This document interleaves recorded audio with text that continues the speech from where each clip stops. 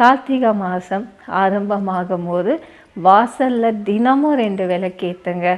மாத்தோரணம், அதாவது மாத்தோரணம், மா இலை, வேப்ப இலை, அரச இலை, அரச கொத்த வேப்ப இலையை 2 பாகம் வேற்று விடுங்க. மாத்தோரணம் போட்டுடுங்க.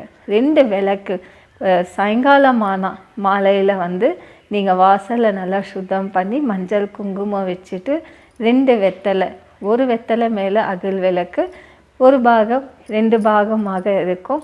அந்த 2 பாகத்தில் ஒரு வெத்தலை மேலே ஒரு விளக்கு, இன்னொரு வெத்தலை மேலே இன்னொரு விளக்கு ஏற்றி தீபம் வெளியே பார்க்குற மாதிரி நீங்கள் ஏற்றுங்க.